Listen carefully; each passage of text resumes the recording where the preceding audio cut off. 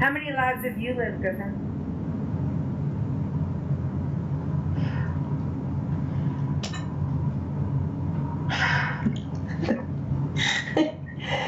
Don't let this be the day where you try to embarrass me, please.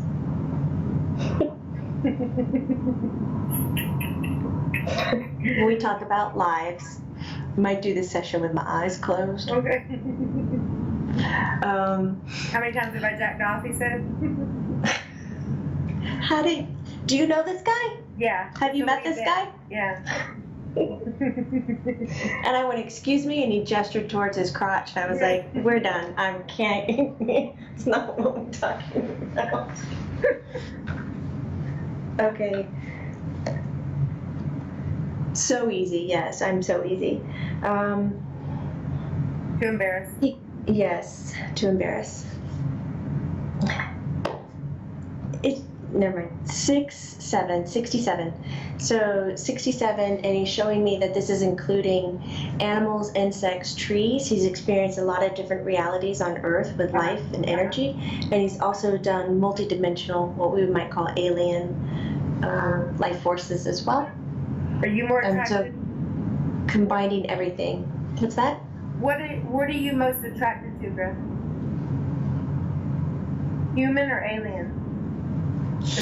He said women. Yeah, I know. Not your crotch, but yeah. Oh, being a woman? No. No, he yeah, just I know answered you're the most question. attracted to women. What did you enjoy being? Human energy?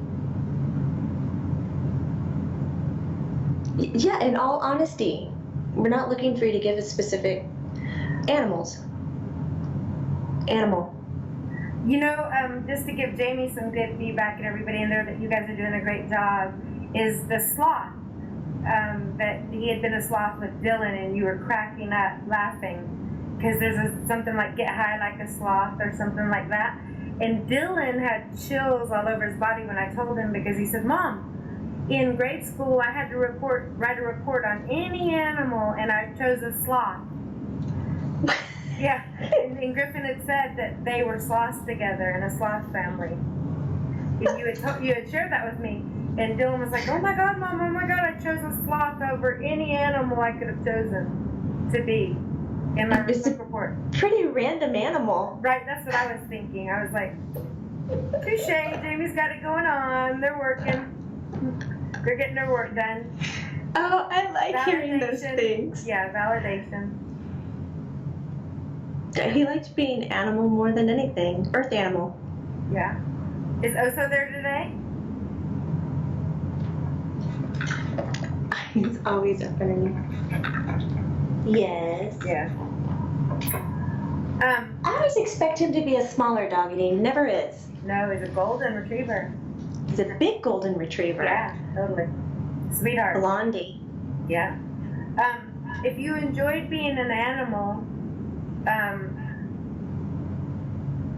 that brings on another question, but I don't want to get too far off our question. We'll just kind of do a smorgasbord, I guess, a buffet. Do animals come here knowing they're going to get eaten, like cows and stuff? Are we supposed to be eating animals? Is that the cycle of life, Griff? He goes, Be careful, because PETA's going to be getting our blog. Somebody in this room is a meat eater, and it's not me. Oh God, Griffen. Yes, animals do come to this world and know that they're going to be consumed. Okay. Mm-hmm. That's not hidden from them. Okay. Even animals that aren't consumed by people are consumed by other animals. Right. And that's not hidden from them either. He says it's kind of unique. Humans are really kind of the only creature who's coming to Earth going, I'm not going to be eaten. But I'm not getting out of here unscathed. Maybe being eaten would be better. He's laughing at that one. It might be better. Does anyone get out of here unscathed, Griff? Is there an easier life? Let's say I want to just hang my legs off the moon. Being dead is just the easiest, huh? Being dead's the easiest. Being in the afterlife, the transition, that is oh so easy. But having somebody come to earth and being unscathed, no. Impossible? Even people who walk every day with joy and happiness and ease, he says they don't go untouched. Right. That's what I say. I always say that God brings everyone to their knees before you leave. He said it's interesting. I got that picture in my head. I wouldn't know how to describe it. Let's go. We talk about being untouched, or being taken to your knees, being humbled. He's saying that some people come in, they have a lower vibration. He goes, we know it's fact that joy and happiness have a higher vibration. And traditionally with joy and happiness, you tend to have an easier life. Like money doesn't do that shit for you, but emotions do. Right. He said, just remember that one, okay? Everyone joy, needs to know happiness. that. Right. Yes, ease. He goes, so it's a choice emotionally how you respond or react. Now, even people who can maintain joy and happiness, they have an ease of life, but their vibration is so high that they now have a different playing field where they can feel, they can consume. I was wondering what you're saying. They can consume or engage with other people's needs, hurts, wants, desires, their vibrations. When people are more joyful and happy, their intuitive body is more fine-tuned, and so their experience with all of that is bigger.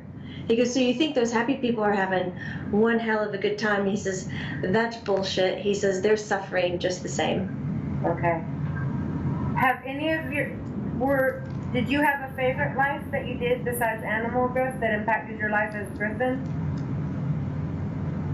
Of course, all your lives impact your life as Griffin, right? Yes. Was Griffin one of your hardest lives, or just the exit? Here's it's messed up because the exit really wasn't that hard. The actual exit, right? The reasoning of why it happened, that pissed me off. Right. Way bad. Right. It was more difficult to manage my emotions rather than my physical death. Right. But no, I've had other lives that are much harder than this one. Wow.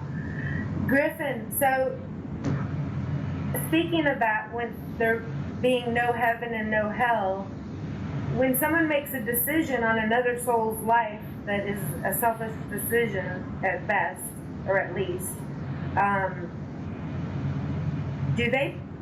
do we pay for that? How does that all work out? I know there's no karma and all checks and balances are served on earth, but does that soul pay for that in other lifetimes? Do they have to keep coming back and back and back?